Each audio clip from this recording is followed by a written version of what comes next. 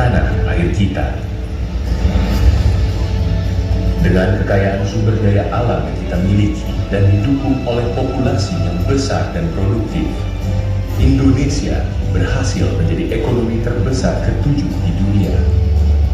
Tidak berhenti di sini, Indonesia pun berkomitmen untuk mewujudkan visi besar Indonesia Emas 2045 menjadi ekonomi terbesar keempat di dunia.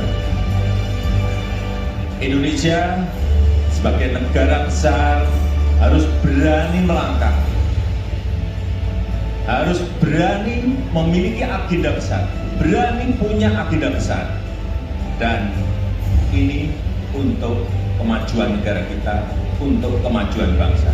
Dengan mengedepankan aspek keberlanjutan dan digitalisasi. Selamat pagi, yang saya hormati Menko PMKM atau yang mewakili Menteri Ketenagakerjaan Republik Indonesia, yang diwakili saat ini adalah Ibu Putri Dirjen PHI, Bapak Ketua Umum Kadin Bapak Asyad, teman-teman saya dari pimpinan Serikat Pekerja Serikat Buruh seluruh Indonesia yang telah memberikan saya kesempatan pada pagi hari ini untuk berdiri di sini mewakili Anda, menyampaikan barangkali tidak sangat sempurna, tapi saya kira inilah akumulasi daripada apa yang kita keluhkan saat ini, dan semoga terjawab pada peluncuran digital platform untuk tenaga kerja pagi ini. Puji syukur kehadirat Tuhan Yang Maha Esa yang telah memberi rahmat-Nya bagi kita semua sehingga kita dapat berkumpul pada hari ini tanpa kekurangan suatu apapun. Selamat menjelang Hari Buruh Internasional May Day. Hidup kita semua. Hadirin yang terhormat, saya kira tadi Bapak Presiden ada di sini, jadi saya bagaimana ya berdiri berbicara di hadapan Pak Jokowi. Terakhir saya dengar kabar bahwa beliau tidak datang, agak sedikit lega saya, berarti tidak perlu gemetaran, walaupun gemetarannya masih ada 45% lagi. Saya salah satu yang mewakili, kemungkinan ini juga hasil diskusi dari bapak-bapak, bahwa ya udahlah kita munculkan 2 orang dari serikat buruh, 1 laki-laki 1 perempuan. Beruntung saya menjadi perempuan dan saya diberikan kesempatan untuk berdiri di sini, mewakili teman-teman perempuan juga dan mewakili serikat buruh yang ada di sini. Hari ini kita dapat menunjukkan warna yang lain dari hubungan industrial yang selama ini kita lihat. Biasanya pengusaha atau kadin itu atau pemerintah melihat kita, apalagi yang diminta serikat buruh selain melawan, aksi, marah-marah, menuntut tanpa ada solusi.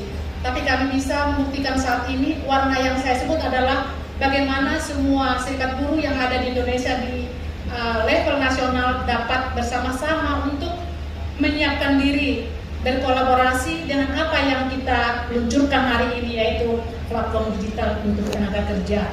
Dan saya juga menyoroti bahwa memang ini adalah hal yang tidak pernah kita dapatkan sebelumnya. Terima kasih Pak Ketua Umum Kadin, Pak Asyad. Saya tidak tahu kalau mengingatkan teman-teman dari serikat buruh, sejak saya memimpin belum pernah rasanya Kadin itu mengundang serikat buruh bersama-sama untuk melakukan sebuah hal yang memang keuntungannya untuk semua pihak. Jadi bukan hanya untuk Kadin sendiri. Saya kira nanti tugas serikat buruh adalah memastikan ini terjadi dan berhasil dalam tanda positif. Jadi tidak ada alasan kita melawan bahwa tidak ada, ya kontrol ada sama kamu sendiri sebagai serikat buruh. KSBSI menyambut dengan gembira inisiatif Kadin saat ini untuk vokasi digital. Peluncuran kegiatan ini berlangsung pada momen yang tepat akibat 2 hal. Kami menyorotinya. Pertama, karena sebagian besar tenaga kerja kita kurang terampil. Data BPJS Agustus 2022 sebanyak 54,31% berpendidikan SMP ke bawah. Pelatihan model vokasi digital sangat tepat untuk membuka akses mereka mendapatkan pekerjaan. Kedua, ini terjadi saat pekerja memiliki kompetensi pasar. Tetapi kita tidak boleh melupakan dalam banyak kasus hambatan daya saing dan investasi justru lebih banyak bersumber dari birokrasi yang berbelit, ekonomi biaya tinggi, buruknya infrastruktur, maraknya pungutan, sistem perpajakan yang tidak kompetitif, tak adanya kepastian hukum dan faktor lainnya. Jadi pelatihan vokasi digital walau penting akan makin kuat bila terjadi efisiensi ekonomi secara keseluruhan. Terakhir, dari kelompok buruh mengimbau agar pemerintah terus memiliki netralitas kebijakan dengan kombinasi business friendly dan labor friendly. Tidak usah ada keberpihakan tinggi ke buruh atau keberpihakan tinggi pada pengusaha. Karena keberpihakan yang terlalu tinggi ke satu pihak pasti akan merusak upaya memperbaiki produktivitas. Pengusaha yang terlalu dibebani banyak biaya akan membuat pengusaha sulit bertumbuh, sementara buruh tanpa mendapat perlindungan yang layak akan membuat kinerja buruh buruk dan turun. Jadi dibutuhkan formula yang seimbang antara tuntutan mewujudkan iklim investasi kondusif untuk penciptaan lapangan kerja dengan kewajiban negara memberikan perlindungan dan kehidupan layak bagi pekerja sesuai amanat Konstitusi Undang-Undang Dasar 1945. Bapak-bapak dan ibu sekalian yang saya hormati, platform digital tentu saja dapat dipergunakan apabila pengetahuan menggunakannya sudah maksimal dan infrastruktur sudah tersedia. Itu yang kita harapkan. Kemungkinan nanti Pak Kasyaf akan menjawab pertanyaan kita tentang infrastruktur ini. Demikian kata sambutan ini saya sampaikan. Terima kasih telah mendengarkan. Semoga platform digital vokasi Kadin untuk tenaga kerja ini dapat terlaksana dengan baik, lancar dan berguna sehingga dapat memberikan warna lain dalam dunia hubungan industrial. Hidup pemerintah, hidup pengusaha, hidup buruh. Terima kasih. Wassalamualaikum warahmatullahi wabarakatuh. Waalaikumsalam warahmatullahi wabarakatuh. Luar biasa semangatnya Ibu Eli Rosita. Terima kasih untuk sambutannya Ibu Eli. Semoga kedepannya ada semakin banyak lagi ya kerjasama dan kolaborasi. Wabarakatuh, salam sejahtera untuk kita semua. Shalom, Om Swastiastu, Namo Buddhaya, salam kebajikan. Ya, saya hormati Bapak Menko PMK yang ditampai mewakili, lalu yang saya hormati Ibu Widahanto Putri, Direktur Jenderal Pembinaan Hubungan Industrial dan Jaminan Sosial Tenaga Kerja, lalu Pak Budi Hartawan, Direktur Jenderal daripada Serikat Pekerja seluruh Indonesia yang saya hormati. Mohon tepuk tangan untuk Bapak Ibu sekalian, Bang Yoris, Bang Andi, Bu Elvi dan semua yang ada pada hari ini, dan juga teman-teman yang hadir. Saya ingin mengucapkan terima kasih sebesar-besarnya karena dapat hadir pada hari ini, yang dimana digantikan oleh teknologi dan otomatisasi.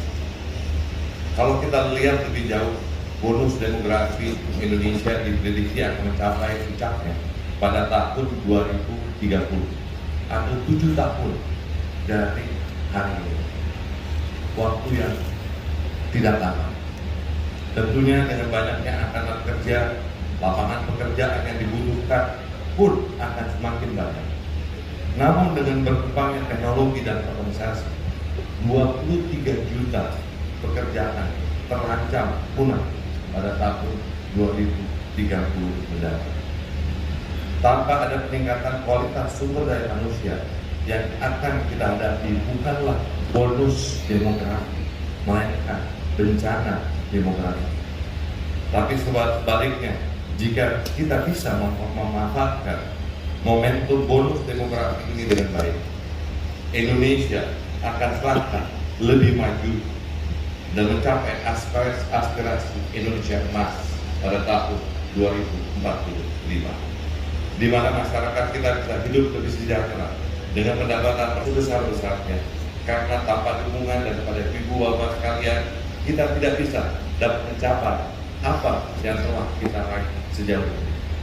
Ibu-ibu bapak sekalian, saudara-saudari, sahabat-sahabat saya yang saya hormati, saya ingin memulai dengan pengenalan apa itu Kadin.id, sebuah platform digital yang ditujukan untuk memberikan akses pelatihan dan pengembangan keterampilan yang dapat diakses oleh seluruh tenaga kerja di Indonesia dari berbagai sektor dan industri.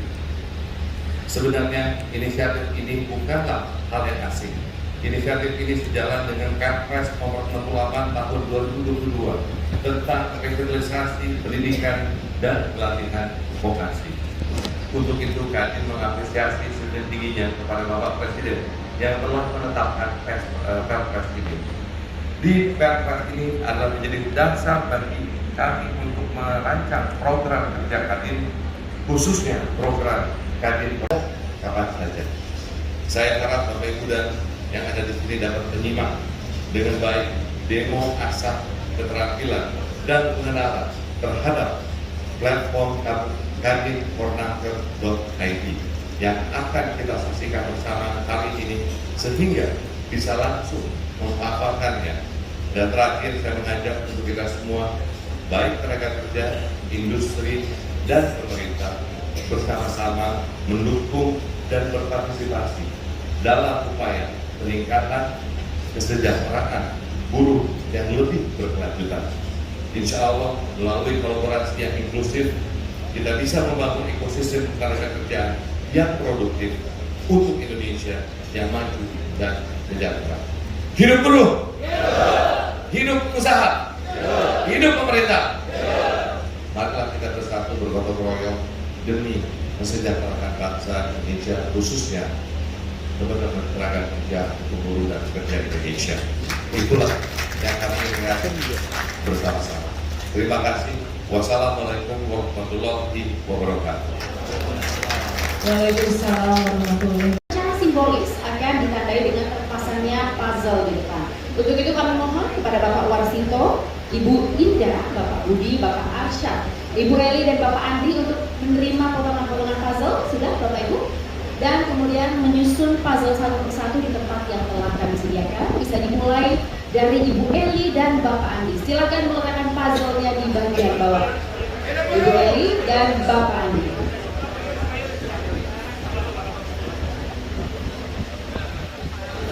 Silakan, Pak Yoris. Baik, silakan Bapak Ibu meletakkan puzzle ini di bagian bawah. Ini menandai dimulainya peluncuran Kadinfornaker secara simbolis. Kemudian dilanjutkan puzzle di bagian tengah. Bapak Ibu yang memegang puzzle di bagian tengah, silakan meletakkan puzzle-nya. Oke, satu bagian lagi di atas. Bapak Ibu yang memegang puzzle di bagian atas, silakan meletakkannya. Yang terakhir akan dipasang oleh Bapak Arsyad dan Bapak Warsito. Silakan. Oke, boleh kita berikan tepuk tangan semuanya Bapak Ibu dengan ini platform pengembangan keterampilan Kadinfornaker resmi diluncurkan.